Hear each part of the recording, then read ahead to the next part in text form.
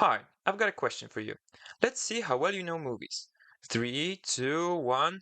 What is the name of this original, universally loved movie about a young woman obsessed with her career who slowly becomes disillusioned with herself and loses touch with reality?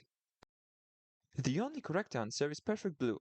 The other seemingly correct answer would be the Oscar-winning tale about an aspiring ballet dancer. However, that movie is a complete rip-off, neatly disguised as a revolutionary psychological character study by one sneaky manipulator, Darren Arronofsky. Let me take you on a trip through his life and his filmography, and let's discover the awful truth of who he really is. What are you? Genius, billionaire, playboy, philanthropist. And come get on the hate train, quick, because we're about to leave the station.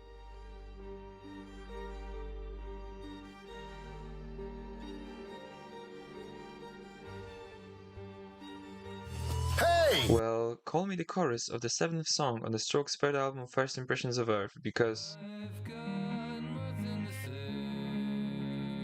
where I felt the film fell a bit short was often due to the constant stimulation of the viewer with the weird, shocking, and unexpected. The emotional thread was lost. What we were watching on screen was indeed impressive in the craftsmanship and technological aspect, but lacking in any warmth or empathy. I read the film as a strong critique of addiction, therefore I highly disagree with the sentiments I heard a couple of times before actually seeing the debut, that it's glorifying substance abuse.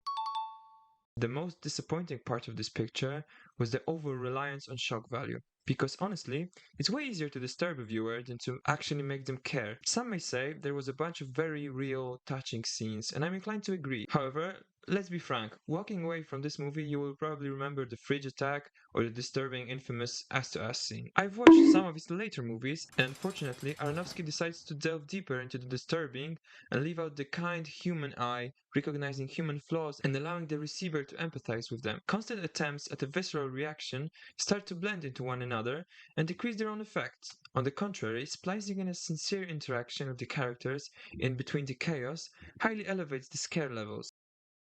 Something that bothers me is the forcefulness in which the director is feeding us the gore. It doesn't flow in my opinion, makes it feel like torture rather than a movie. There is little to no subtlety, and I get that the subject matter of addiction requires some shock to scare you away, but still, a nice gentle scene would do wonders for the experience. I can see you're really upset about this. I know I've made some very poor decisions recently. Remember what I said about him caring less about the characters than the overall vision? Well, luckily, The Fountain is a pleasant surprise in this regard. It subverts this expectation. It's a love story about two people trying to cope with cancer. It dives deep into their psyches. Psych! It is shit! The whole movie is a dumpster fire. There is so much to dislike here that it's just too easy to hate on. To be fair, I'll start with the good. Hugh Jackman, Rachel Weisz, and that's pretty much it.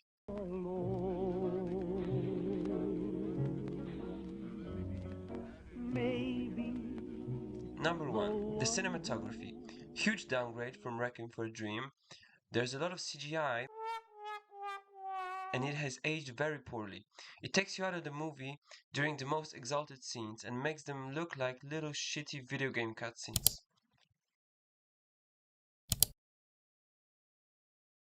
I've read an interview somewhere with Mr. Stalover's Substance before the release of this movie, and he believed this movie would be regarded as a crowning jewel amongst the greatest cinema achievements like 2001 or The Godfather.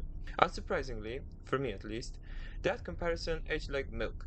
And to rub salt in the wound, I'd like to compare Kubrick's epic with Aronofsky's failed cheap copycat. Both movies have a non-linear structure spanning across thousands of years. They both have a journey as their main motif, there are astronauts in each of them, the final act is visually insane, so the similarities are aplenty. However, what separates the two is where the focus is placed. In my opinion, The Fountain has a cool concept, an emotional core, but it decides to dive deeper into the side stories and starts to meander, losing its point in the process. The stories in different time periods shallow the main story instead of enriching it. 2001, on the other hand, knows that its story is about humans and AI, so that's where the climax takes place. The other side content I see as a way to ask some metaphysical questions to the audience. Also, crucially, these don't take away from the main story. To sum up, I'd like to say that my opinion on this movie slightly changed while I was making this segment. The strong negative feelings I had after first seeing the epic directed by Aronofsky have faded away a bit. Maybe the research that I did around this film helped me understand and connect to it better, or maybe my opinion was swayed by the eloquently written positive reviews. To be honest, I'll probably never know because I do not intend on watching it ever again. It's a sad moment for the hate watchers because I actually love this movie and I will not shit on it one bit here.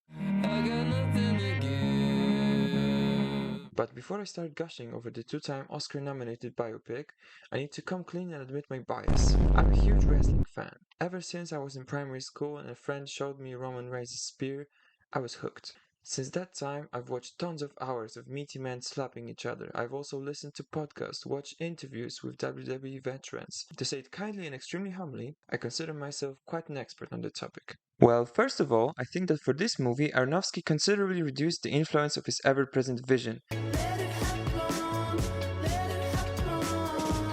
And thank fuck he did, because it's so much better this way. This time, he fully let the characters carry the story. His typical way of directing is less noticeable here, and as a result, watching is way less nauseating than his earlier features.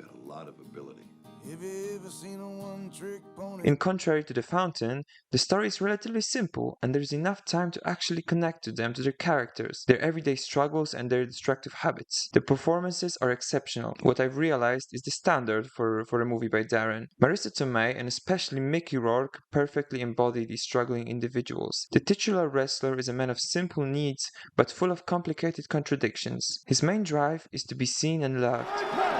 You hear them? This is where I belong. Like all of us. Unfortunately for him, the source where he finds that validation isn't infinite. A heart attack is a terrifying wake-up call for him. All the injuries and steroid usage over the years have caught up to him. He is far from the icon he once was in the 80s. And you know what I like in this movie? I'm fond of the fact that he genuinely accepts this development. Naturally, it is hard for him to let go of the one thing he knows best. But he does. And I love it. I'm an old, broken-down piece of meat. And I'm alone. And I deserve to be all alone. You as an audience member know that he will ultimately fail because you're watching an Aronofsky film and nothing can ever end happily in his shit. Your heart. My heart? My heart's still ticking. But Ram decides to move on. I adore the way he's written. He's not a guy living in the past and hating his current life. He's aware his past is his prime, and he tries to find himself again away from wrestling. His drive to reconnect with his daughter and an unlikely connection of a local stripper are riveting to watch. I used to try to... forget about you. I used to try to pretend that you didn't exist. But I can't. It's just a purely human tale. It doesn't glorify the lifestyle he led back then, but also doesn't critique it in a childish way. The best thing in this movie is the amount of understanding and empathy towards the tragic main character. There are some life choices that weigh you down later in life, there are some toxic tendencies you may have, but you have to persevere. Take what's good in your life and run with it. Sure, sometimes you will fail, maybe even it will be a fatal mistake, but does it matter if you failed if you actually tried your hardest? I realize that my interpretation of his actions may be considered somewhat misguided, but I don't really care. I'm just happy I finally felt something after watching an Aronofsky production.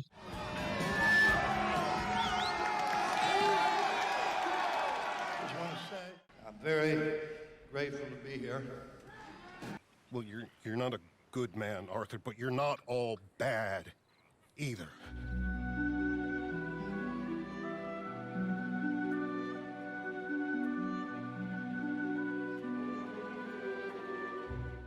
Okay, I guess we're here. This is probably the Aronofsky movie, highly regarded by both critics and audiences. Multiple Oscar nominations, a win for the leading actress.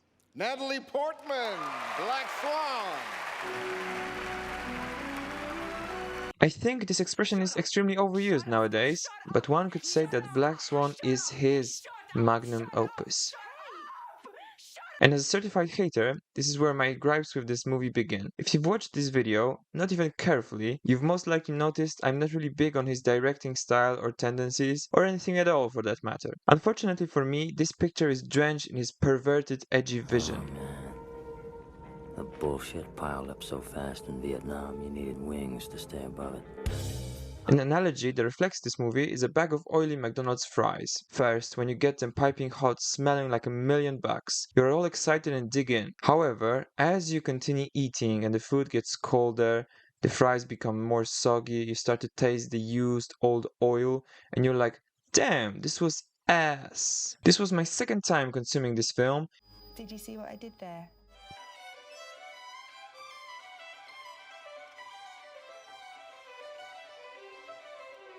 I had very little excitement to watch it again, but I had to be fair to him and his creation, and to you guys. As I put it on, the first half hour pleasantly surprised me. Good character drama, fantastic cinematography, and the ballet wasn't even that boring. What the fuck?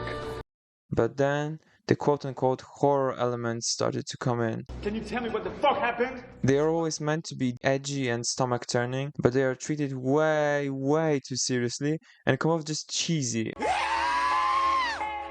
As I have come to expect from him, the technical aspect is exceptional. That is undeniable in my opinion. A merit of this brilliance is the constant need to flex it to the audience. Look at our movie, we are so smart and creative, you must like it. Right? Well, no, actually. Another thing this story is lacking is the character depth.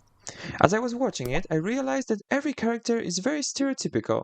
The strict but kind of hot artist director, the envious bitchy dancers, the naive and delicate main character, the mother with a failed career. A counter-argument may be that these are real people and I know nothing about ballet, so why am I criticizing it while having no knowledge on the subject?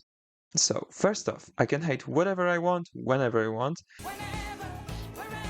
And hating is by far the most fun when you don't know what you're talking about. And on a more serious note, I find it hard to believe there's no nuance to any of these people. From my point of view, the story is disguised as a deep character study, but underneath the cheap jump scares and provocative sex scenes, there's actually nothing of actual substance. Circling back to the beginning of the video, why did I mention Perfect Blue? Because, you see, to understand my point that Aronofsky is a fraud, you have to watch this movie. You've been a very bad boy. Satoshi Kon's directorial debut is what Darren thinks all his movies are like. After watching his entire filmography, I believe Mr. Pretentious is actually capable of making only one good movie, which isn't even his, by the way. And his genius magic trick relies on serving you the same exact concept and story, only in slightly different fonts. The Wrestler, Black Swan, Requiem for a Dream are all the same when you have the right perspective, and Perfect Blue allows you to develop that point of view. Same, but different. But still same. Unfortunately, Darren has plagiarized this movie without acknowledging that he blatantly stole a bunch of scenes shot for shot for his original works. The scene where the girl screams all her rage after a traumatic experience to the bathtub in Requiem, or the scenes with the alternate personalities turning in mirrors in Black Swan, the paintings talking, the two lights blinding the scene and a girl in a costume having an exalted experience. To be fair, the entirety of Black Swan is just the 1997 anime sloppily copied. The premise of a young, naive woman trying to prove her worth to the industry in a new role. Because you know in a moment they could all... I always try to keep my videos lighthearted and crack jokes to relieve the tension, but this is just sad. I understand being inspired, I really do. Without some exceptional YouTube channels, I wouldn't be doing what I'm doing right now. But I got the idea and the inspiration and went my separate way, developed my own style. He didn't. All he did was reduce the levels of empathy and understanding from the original and added more wacky cinematography and crazy direction. Maybe some would call it style, cheap, corny and perverted, but still nonetheless. What also bugs me quite a lot is that most casual moviegoers don't know that the good stuff in the Aronofsky catalog are just rip-offs. They give praise to these ideas thinking Darren was the originator and the pure genius of Satoshi Kon goes unnoticed and underappreciated. I know my voice means close to nothing, but I think I could start respecting him if he publicly admitted to having stolen these great ideas. I've made a severe and continuous lapse in my judgment. So, if by any weird chance you find yourself watching this video DA, think about what you've done, how meaningless your life's work truly is. Is it even mildly satisfying to ride the high of someone else's brilliance? Sometimes maybe shit. Sometimes maybe shit. Where do I begin? This was quite certainly an interesting watch. It's been 2 days since I've watched this movie in full. Before that, I had 2 failed attempts. I fell asleep after 2 cups of tea and a Red Bull. At the final time, I had to call in reinforcements, aka my cousin, and together we ultimately managed to get through this epic. Slight side note. Sir Copycat. I hate this film to the core. Almost everything here is just bad. I can't even force myself to find creative ways to insult this cinematic endeavor. It broke me. Like, what do I have to tell you? How awful the CGI animals look, the random addition of corny rock monsters, the cheap and preachy anti-meat eating propaganda, the hilariously tragic costumes and makeup, and the atrocious runtime clocking in at 138 minutes. My blood pressure is rising. Are you sure about that? If you want to hear me spit on this film, I'm not going to give you that pleasure. I'd rather you also watch it and suffer too. Why are we still here? Just to suffer? But you know what? I'm gonna be an adult, and despite my obvious distaste for this biblical blockbuster, I'll acknowledge the good that is in here, hidden underneath the tons of trash, but still here. I see how hard this was for you. In my opinion, the heart of this movie, the reason why it was made, is actually pretty brilliant. Unfortunately, later the unnecessary detractors shallowed the main character's dilemma. So what is this film's prime upside? It's a choice Noah must make. It's a question we will all be forced to answer at some points of our lives. How far are you willing to go to protect what you believe in?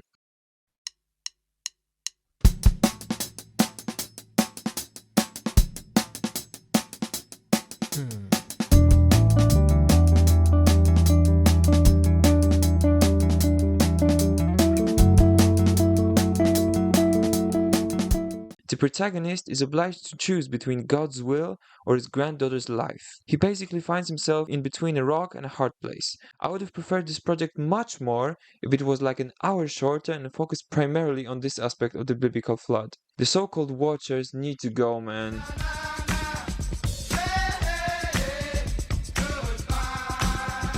I just don't care that they are cool and explode and whatnot, but they bring literally nothing to the central conflict.